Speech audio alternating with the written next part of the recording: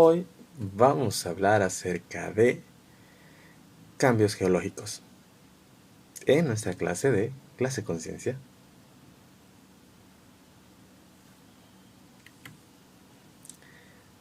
Meteorización y acción geológica de los seres vivos. Miren, esto es muy interesante porque los entornos constantemente están cambiando. Si hablo de un lugar hace 10.000 años atrás, es muy diferente al mismo lugar 10.000 años después, porque ha habido una serie de acciones que no necesariamente tiene que haber sido el hombre, que hacen que estas cambien. De hecho, los paisajes tienen mucho que ver por acciones muy distintas a la mano del hombre. Obviamente, hay lugares que han sido modificados por el hombre, pero no es ese el caso.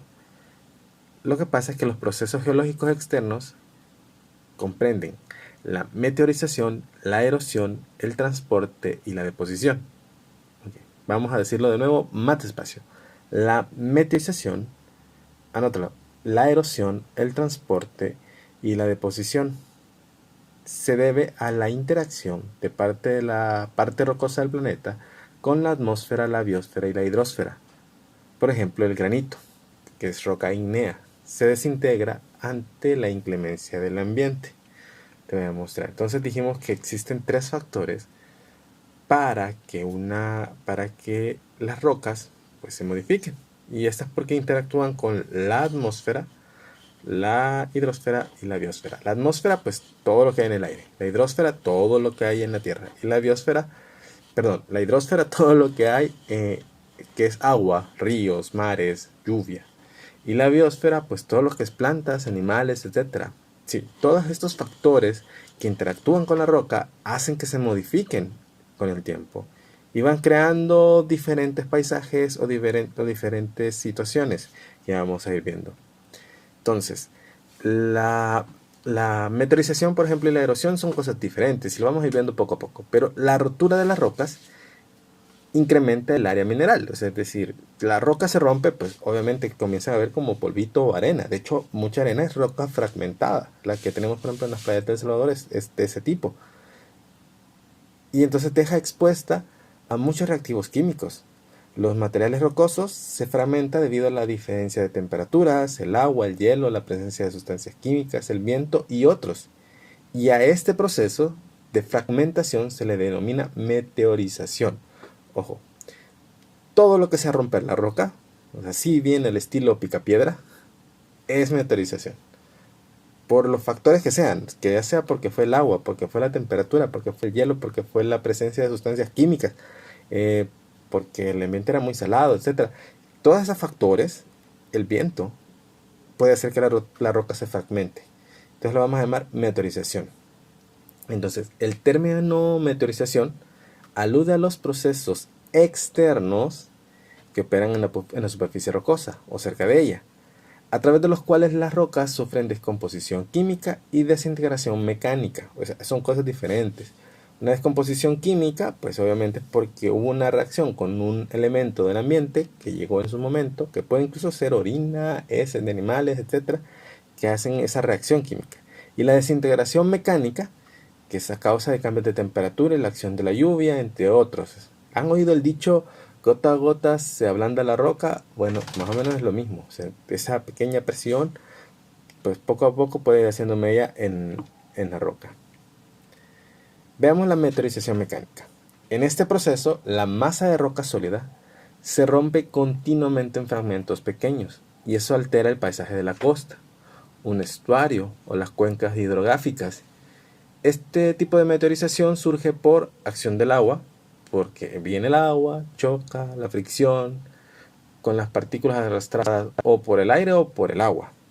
Entonces esto hace que las rocas sufran desgaste y sus fragmentos van adquiriendo formas redondeadas. Entonces, por ejemplo, si tú vas al Tunco, por ejemplo, vas a ver un montón de piedras en la playa y tiene forma redonda. Entonces es por eso, porque ha sido por acción mecánica. Se ha roto una piedra grande, por ejemplo el Tunco, es esa gran roca de ahí que decimos que parece un cerdo boca abajo, o un pic, o un tunco. En Salvador, tunco es cerdo. Y pues el océano o el mar pues va rompiendo poco a poco esa roca y los resultados son ese montón de piedritas que ves ahí, que tenemos con forma redonda. O sea, quizás el cerdo era más grande en el pasado y ya nos quedó solo la décima parte, no sé. La otra acción que puede intervenir es la acción del hielo. El hielo, sí, el hielo. Y lo que pasa que algo que tú tienes que saber muy bien es que el agua es prácticamente incompresible. O sea, no se puede comprimir. Es una fuerza enorme la del agua. Pero el hielo es agua. Lo que pasa es que cuando el hielo o cuando el agua se convierte en hielo, aumenta su volumen. Eso pasa, por ejemplo, cuando metes un envase de soda o gaseosa al refrigerador, explota. Al freezer, sobre todo, a congelar, y explota. Y eso se debe a que va ganando volumen y obviamente la presión está grande que rompe todo.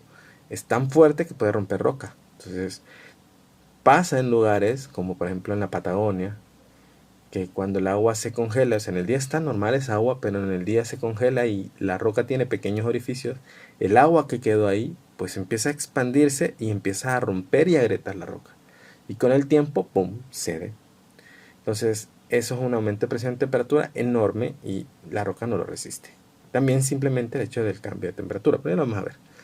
También por acción del viento. El viento actúa sobre las superficies o las partículas más pequeñas y lo hace únicamente de forma local. Entonces, el viento es un factor que puede formar, sí, pero no en cualquier parte. Tendría que ser una fuerza muy grande y eso pasa, por ejemplo, en el desierto, en donde el viento viene con mucha fuerza y como no ha habido nada que lo detenga, llega con una gran fuerza y puede ir deformando la roca, poco a poco. Es más lento, pero lo puede hacer. Y también los animales, los seres vivos. Bueno, los seres vivos cumplen sobre el relieve una acción biótica que puede ser de dos formas. Puede ser constructiva o destructiva. O sea, constructiva porque construye y destructiva porque destruye. Más no te puedo decir. Vamos a poner un ejemplo. Las raíces de las plantas, al crecer en las grietas de las rocas, van ejerciendo una acción mecánica que pueden romper totalmente la roca. Lo vemos, creo que día a día, cuando vamos por las calles y vemos las aceras, son rotas por las raíces. Bueno, lo mismo pasa con los árboles, con las rocas, perdón. Y la raíz, pues, poco a poco, pues se va metiendo por ahí, va abriendo, va abriendo, va abriendo, va abriendo y rompe la roca. Y por eso vemos como una foto de la ilustración, una planta que ya, pues, ya se ha expandido por toda la roca y ya la ha ido abriendo más y más. Y también hay algunos organismos que acumulan y transforman restos vegetales y animales y forman rocas. O sustancias como el carbón y el petróleo. Es un ejemplo, por ejemplo, los dinosaurios. Se murieron, los murieron y se convirtieron en material fósil que más tarde se convierte en petróleo. Bien. Y hay otros que segregan sustancias químicas que actúan sobre las rocas y las alteran. O sea, el excremento puede ser tan fuerte que poco a poco también destruyen la roca. Esto es un proceso lento. La meteorización química es propia de climas húmedos, ya que una de las principales causantes es el agua y más específicamente las sales y los minerales que se encuentran en ella. En este sentido, la roca puede sufrir oxidación, hidrólisis, hidratación, disolución y carbonatación. Oxidación, por ejemplo, porque si es un pedazo de roca, bueno, es que todos los metales se oxidan, la verdad, cuando interactúan con el oxígeno y tarde o temprano, si están en presencia de agua, tenderán a oxidarse. Entonces, es realmente normal. Y la otra acción es la del viento. Bueno, los continentes pierden 1 metro, imagínate esto, 1 metro de espesor de sus tierras emergidas cada 30.000 años. O sea, que en 30.000 años se pierde 1 metro, pero si lo cuentas por toda la costa, por ejemplo, del continente americano, es un montón. Desde Canadá, no, todavía más lejos, desde Alaska hasta la Patagonia. Que toda esta línea de costa se pierda 1 metro es un montón cada 30.000 años. Parece poquito, pero es un montón. Entonces, cada 30.000 años las corrientes de agua son los principales medios por los cuales los materiales sólidos, la tierra, se van desprendiendo y son arrastrados hacia el mar. Entonces, la sedimentación es un proceso natural de la tierra que ocurre lentamente durante cientos de años. Y la sedimentación es el depósito de los materiales arrastrados por los diferentes agentes, agua, viento, lo que sea, y se origina cuando disminuye la fuerza del agente transportador. Por ejemplo, cuando la corriente de los ríos se hace menos intensa, entonces se van depositando los fragmentos rocosos que arrastra. Sí, pues, es decir, como ya no es tan fuerte, pues ya no puede llevarse todos esos fragmentos para ningún otro lado y los va acumulando. La sedimentación son una mezcla muy variada de cosas, como arena, grava, limo, trozo de rocas, etcétera. Y su composición puede ser muy heterogénea, lo cual se va alterando con el tiempo. Ahora viene el viento. Bueno, el viento, todos los procesos relacionados con el viento se denominan procesos eólicos. El viento, que es un agente que puede producir cambios en el paisaje, pero su fuerza es mucho menor que la de otros agentes, como el agua. Por eso los cambios que ocasiona son bastante sutiles, pero en otros lugares no. En general el viento solo es un agente importante en los lugares donde es muy intenso, como te decía, en los desiertos, lugares en donde pues en la parte alta de las montañas, en donde el viento puede llegar con fuerza, ahí puede funcionar. En los cerros, las colinas, las costas muy ventosas, etc. El viento actúa como el resto de los agentes que forman parte de un paisaje y mediante los tres procesos. Estos son tres procesos: erosión, transporte y sedimentación. O sea, cuando está soplando como el agua, el viento, lo que hacen es ir como limando poco a poco. Eso es la erosión. Y por su misma fuerza de arrastre, pues transportan esos restos y lo llevan más lejos. Y adicional a eso, cuando el medio, o sea, es el agua o el viento, pierden fuerza, van colocando los restos que han venido transportando, los van colocando ahí donde han perdido fuerza, y a eso se le llama sedimentación. Entonces, el viento, que es la erosión eólica, es aquella que se produce por el impacto del viento sobre los materiales rocosos. Los granos de arena, los granos de arena arrastrados por el viento pueden chocar con las rocas, causando en estas la aparición de horqueadas y estrías, como sucede en los desiertos de Irak y otros países de Asia Menor. Ojo al dato. No sé si has visto las pistolas de arena. O de hecho, hay en estos programas de restauración, utilizan arena, la lanzan con fuerza para desoxidar algunas cosas, para arrastrarle el óxido, porque esa pequeña pedacito de arena pues es muy fuerte al rozar y muy fácil de manipular. Es lo que pasa con el viento. El viento lleva la arena y esta es como que fuera una lima gigantesca. Entonces va dejando esas marcas, esas rayaduras, y poco a poco se va quedando en una especie de estrías, o le empieza a dar forma a la roca de una manera muy interesantes, como por ejemplo la que ves ahí abajito, o incluso las dos que están aquí, a la de abajo y la de arriba, que son de dos lugares en el desierto. Me encanta porque la roca de abajo es como que el viento la deformó y solo quedó la parte de abajo muy delgadita y la parte de arriba quedó de otra manera.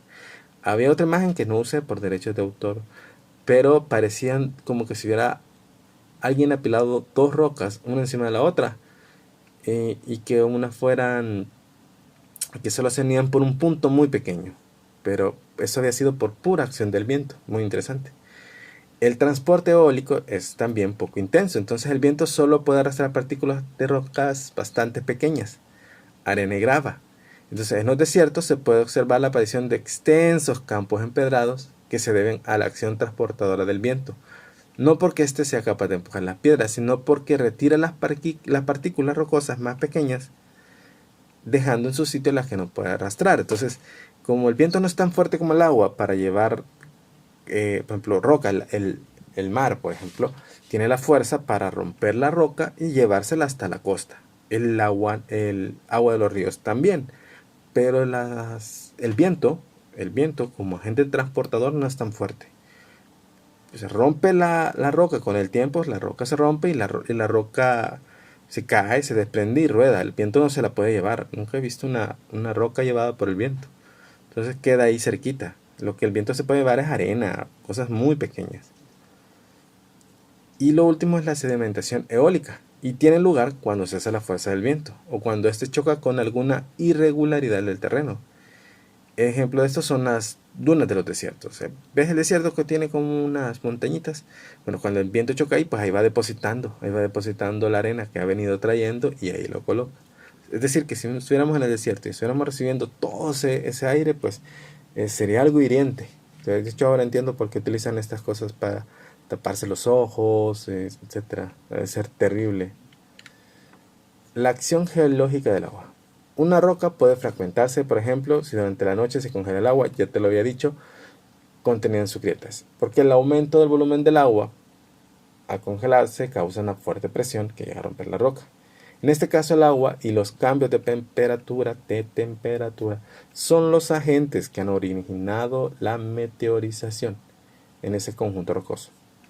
En otras ocasiones el agua actúa como un disolvente, circula entre las rocas y va disolviendo algunos de los materiales que estos contienen. Y entonces por eso aparecen poros y cavidades en las rocas que las van haciendo más frágiles. Cualquiera que sea el agente que la cause, la meteorización tiene como resultado la fragmentación de los grandes conjuntos rocosos que posibilita la aparición, qué mal le he leído hoy, que posibilita la aparición de nuevos cambios en el relieve. Y así es como se van formando los hermosos y bellos paisajes. Entonces comparen, en sus libros dice, compara los efectos de la acción geológica del viento con los del agua. Y les tengo un experimento. Tomen una roca, la meten en agua hirviendo, que hierva, que se caliente lo más que pueda, y después la sacan lo más rápido que puedan y lo pasan a un buen poco de agua helada. De preferencia hielo, agua con hielo, para que se rompa. La roca se rompe o se agrieta, dependiendo de la roca que sea. De hecho, yo encontré una roca que tenía un pedazo de cuarzo y no sé dónde está. La estaba buscando y estaba pensando cómo romperla y hasta ahora sé cómo. Así que, chicos, nos vemos, hagan el experimento, les va a gustar. De hecho, lo debería dejar de tarea. Bueno, nos estamos viendo y no duró media hora ni una hora el video, como les dije, por la clase pendiente, pero ¿qué le vamos a hacer? Hablo muy rápido.